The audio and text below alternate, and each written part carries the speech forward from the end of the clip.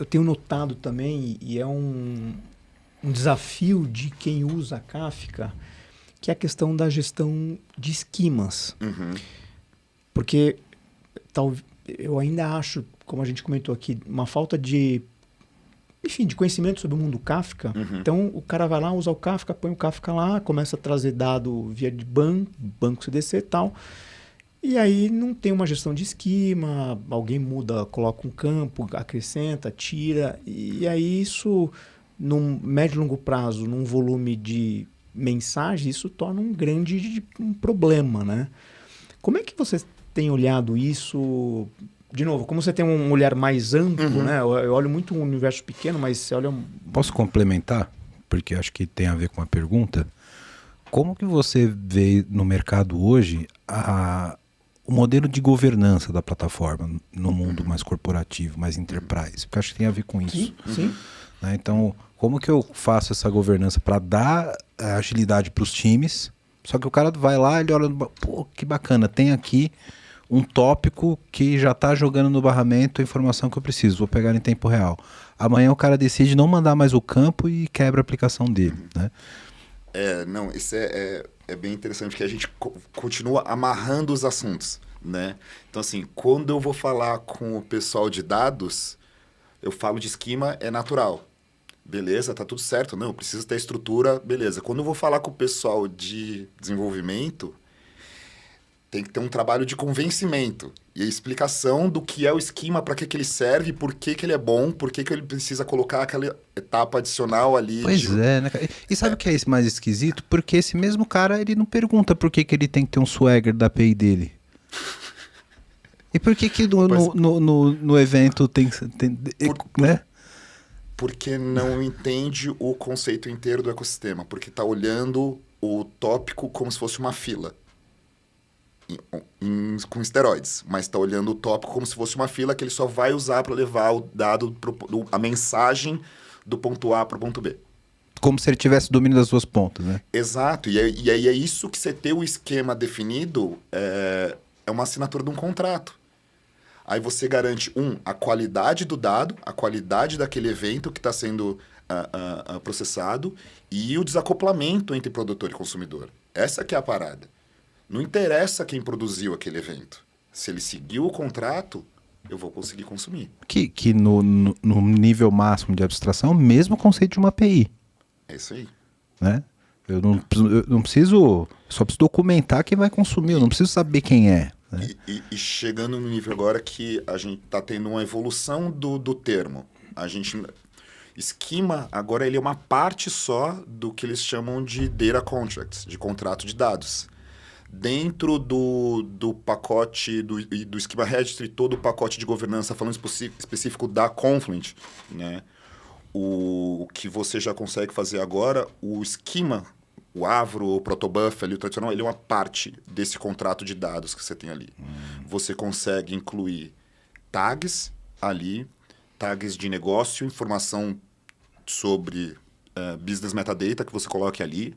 Você consegue colocar regras ali dentro do esquema, na verdade, do contrato de dados. Regras condicionais, regras de transformação.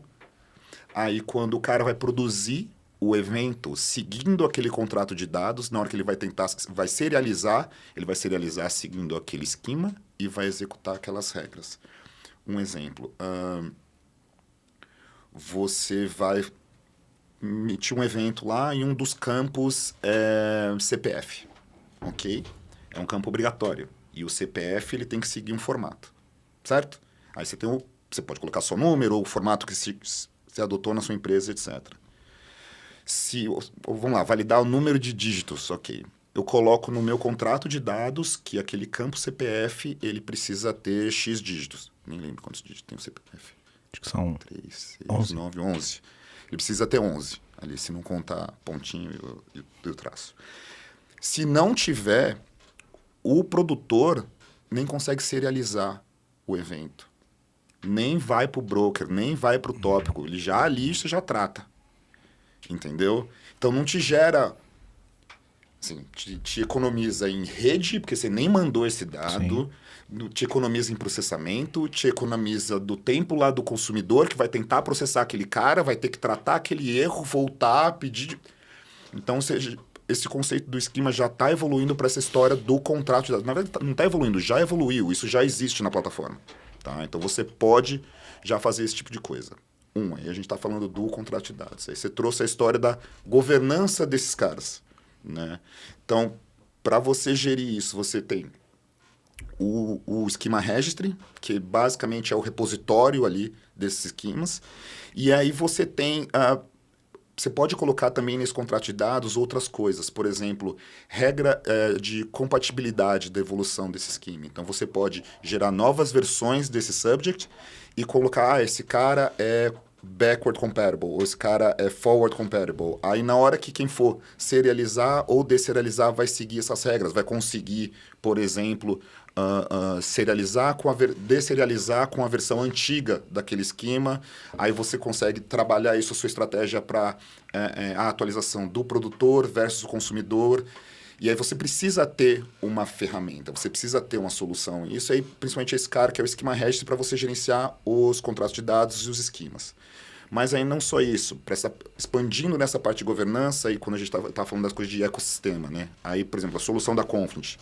Hoje, eles não tem só o Schema Registry, a gente tem todo um pacote da governança de streaming lá dentro, que tem o Schema Registry, aí a gente tem, por exemplo, um catálogo que qualquer entidade dentro do ecossistema Confluent, ele gera metadados para dentro de um repositório, que é esse catálogo, aí esse cara se torna buscável ali, tanto por dentro da console da Confluent, quanto via API, que aí você consegue comunicar via API ou integrar com uma ferramenta terceira, de repente, de governança corporativa de dados, não só de governança dos streams. Então, você consegue fazer essa integração. Você tem...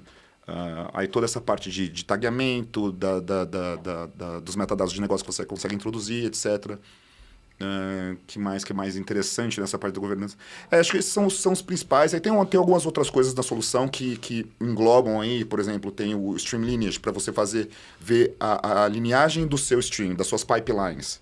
Faz parte desse pacote de governança. Então, você consegue olhar, ver da onde o dado está vindo, quem está processando ele no meio, quem está consumindo, para onde esse dado está indo, etc. Você consegue visualmente olhar isso aí. Né? Então, tudo isso engloba toda essa história de governança para você saber o que aquele dado significa, aquele dado que está percorrendo, e qual que é o contrato que quem vai produzir e consumir concordou em seguir, como eu encontro esse dado... Aí, informações extras ali nos metadados para saber quem está usando, o que significa, etc. Então, tudo isso são componentes que juntos dão recursos para fazer essa governança.